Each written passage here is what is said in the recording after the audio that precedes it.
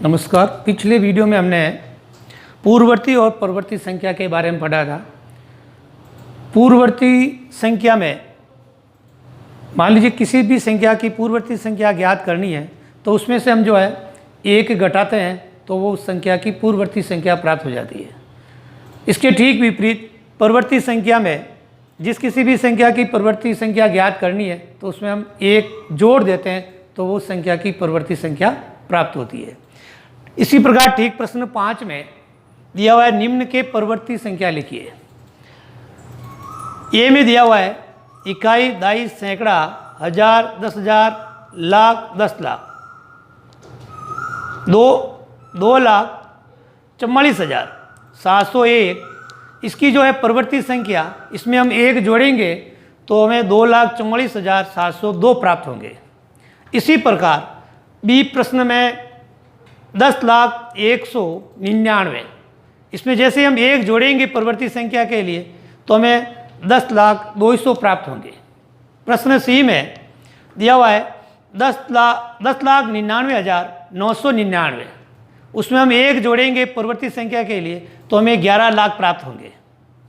प्रश्न डी में 23,45,670, उसमें हम एक जोड़ेंगे तो 23,45,671 प्राप्त होंगे।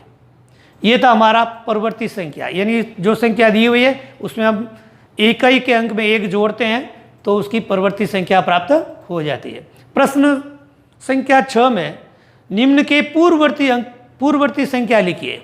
पूर्ववर्ती संख्या में हमने पहले पढ़ा था किसी भी संख्या की पूर्ववर्ती संख्या ज्ञात करनी है तो उसमें से हम एक को घटा देते हैं।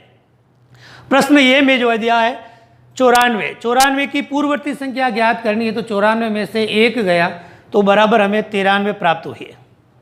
प्रश्न बी में 10,000 है, 10,000 की जो है पूर्ववर्ती संख्या ज्ञात करनी है तो 10,000 में से हम एक को घटाएंगे तो हमें 9,999 प्राप्त होंगे। इसके बाद में प्रश्न सी में देखते हैं हम इकाई, दाई, सैकड़ा, हजार, 10,000, लाख, 2,08,090, 2,08,090 की जो है पूर्ववर्ती संख्या ज्ञात करनी है तो इसमें से हम एक घटाते हैं तो हमें मिलता है वापस उत्तर जो प्राप्त है वो है 2,08,089। प्रश्न डी में दिया है 76,54,321, इसकी जो है पूर्ववर्ती संख्या ज्ञात करनी है जिसमें से हम एक घटाते हैं तो हमें 76,54,320 प्राप्त होते हैं। अगला प्रश्न हम देखते हैं कि जो संख्याएं दी हुई हैं उनके बीच में उपयुक्त गणितीय चिन्ह का प्रयोग करना है कि कौन सी संख्या बड़ी है और कौन सी संख्या उनसे छोटी है। प्रश्न ए में हम देखते हैं कि 530 दिए हुए हैं, इसके पास में संख्या है 503। यदि हम इसको संख्या रेखा पर भी प्रदर्शित करते हैं तो 503 के दाईं ओर जो है 530 प्राप्त होते हैं। संख्या रेखा पर भी हम देख सकते हैं या फिर हम प्रत्यक्ष रूप से ऐसे प्रश्न में भी देख के बता सकते हैं कि कौन सी संख्या बड़ी है। 530 जो है 503 से बड़े हैं तो इसके लिए 530 के आगे जो है से अधिक का चिन्ह लगा हुआ है 530, इसका मतलब है 530 बड़े हैं 503 से।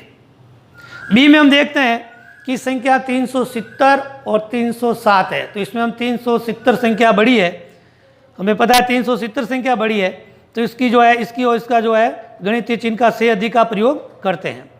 इसके बाद में 98,765 और दूसरी संख्या है 56,789 तो इसमें जो है 98, वैसे में प्रत्यक्ष रूप देखने पर पता चलता है कि 98 लाख है तो ये बड़े हैं तो इसका मतलब इसकी और बड़े का चिन्ह गणितीय चिन्ह जो है प्रयोग किया हमने। डी में हम देखते हैं कि 98,30,415, उसमें इकाई, दाई, सैकड़ा, हजार, 10,000, लाख, 10 लाख, करोड़, 1,23,001 है तो इसमें हम देखते हैं कि जो है करोड़ की संख्या अधिक है इसीलिए इसका गणितीय चिन्ह के रूप में से अधिक का प्रयोग किया गया है। प्रश्न 8 में जो कथन दिए हुए उनके कथनों में से कौन सा कथन सत्य और कौन सा कथन असत्य है इसके बारे में हमें पता करना है। ए में दिया हुआ है शून्य सबसे छोटी प्राकृत संख्या है। हमने प्रारंभ में भी पढ़ा था कि प्राकृत संख्या जो है वो 1 से शुरू होती है, जबकि यहाँ पे जो है शून्य लिखा हुआ है, तो शून्य सबसे छोटी प्राकृत संख्या है, इसका मतलब ये असत्य है, तो हमें असत्य लिखना होगा। प्रश्न ब में 400 जो है संख्या 399 की पूर्ववर्ती संख्या है, तो ये भी गलत है।